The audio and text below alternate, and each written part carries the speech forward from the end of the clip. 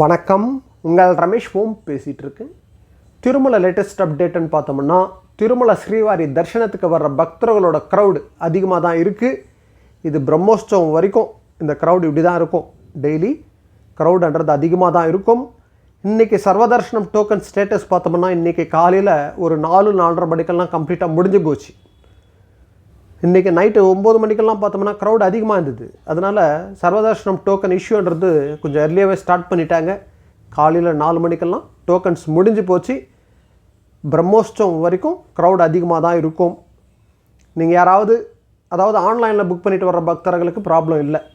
உங்கள் ஷெட்யூல்டு படி நீங்கள் வந்து போயிடுவீங்க. எந்த ஆன்லைனில் புக் பண்ணாமல் சர்வதர்ஷனம் டோக்கன் வாங்கிக்கிட்டு போகணும் நினைக்கிற பக்தர்கள் மேக்ஸிமம் நைட்டே திருப்பதியில் இருக்கிற மாதிரி பிளான் பண்ணிக்கோங்க. வீக் டேஸில் வர்ற மாதிரி பிளான் பண்ணிக்கோங்க.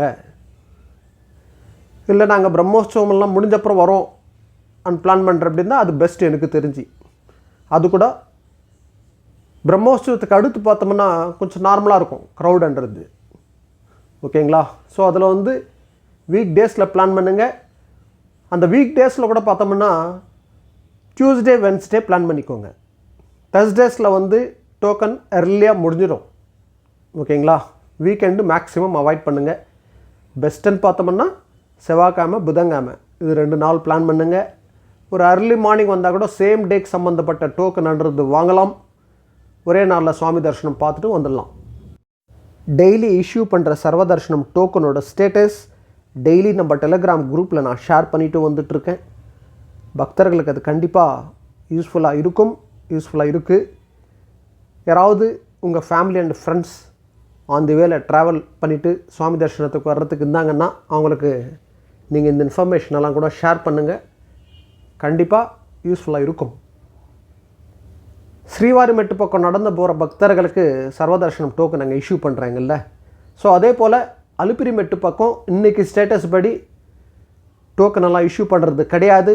ஷார்ட்லி இஷ்யூ பண்ணுறோம்னு சொல்லி டிடிடி அனௌன்ஸ் பண்ணியிருக்காங்க. ஸோ இப்போ அரேஞ்ச்மெண்ட்ஸ்ன்றது அங்கே பண்ணிகிட்ருக்காங்க. அலுப்பிரி கிட்ட இன்னும் கொடுக்கல டோக்கன்ன்றது. அலுப்பிரி நடப்பாதையில் நடந்து போகிற பக்தர்களுக்கு இன்னும் இஷ்யூ பண்ணலை. கீழே திருப்பதியில் பார்த்தோம்னா railway station opposite Vishnu Nivasam, main RTC bus stand கிட்ட ஸ்ரீனிவாசம், அலுப்பிரி கிட்ட இருக்கிற பூதேவி காம்ப்ளெக்ஸ் இது 3 இடத்துல தான் இஷ்யூ பண்ணுறாங்க. அலுப்பிரி நடப்பாதைக்கு ஸ்டார்டிங் பாயிண்டில் இஷ்யூ பண்ணுறதுக்கு பிளான் பண்ணிகிட்ருக்காங்க. அவங்க எப்போ இஷ்யூ பண்ணுறாங்கன்ற அப்டேட் வந்த உடனே நான் இமீடியட்டாக ஷேர் பண்ணுறேன். இன்றைக்கி ஸ்டேட்டஸ் படி க்ரௌட் அதிகமாக தான் இருக்குது. இது பிரம்மோற்சவம் வரைக்கும் இப்படியே கண்டினியூ ஆகும். பிரம்மோற்சவத்தில் 4 மாட வீதியில் நடக்கிற பிரம்மோற்சவ வாகன சேவாஸில் பக்தர்கள் பார்ட்டிசிபேட் பண்ணுறதுக்கு பிளான் பண்ணிக்கோங்க. அதே போல் நாங்கள் பிரம்மோற்சவம்லாம் முடிஞ்சப்புறம் சுவாமி தரிசனத்துக்கு வரலான்னு இருக்கோம், இப்போ க்ரௌட் அதிகமாக இருக்கும் நினச்சிங்கன்னா கண்டிப்பாக பிரம்மோற்சவத்துக்கு அடுத்து அக்டோபர் எண்டு, நவம்பர், டிசம்பரெல்லாம் கொஞ்சம் க்ரௌடு நார்மலாக இருக்கிறதுக்கு தான் சான்சஸ் இருக்குது. ஸோ அதனால் வீக் டேஸில் பிளான் பண்ணிவிட்டு சர்வதர்ஷனம் டோக்கன் வாங்கிட்டிங்கன்னா சேம் டேக்கு தர்ஷனம் பார்த்துட்டு வந்துடலாம். இதுதான் அப்டேட். ஓகே, நெக்ஸ்ட் அப்டேட்டில் மீட் பண்ணுவோம். ஸ்ரீயகாந்தாய கல்யாண நிதையே நிதையேர்த்தினாம் ஸ்ரீ வெங்கட நிவாசாய ஸ்ரீனிவாசாய மங்களம்.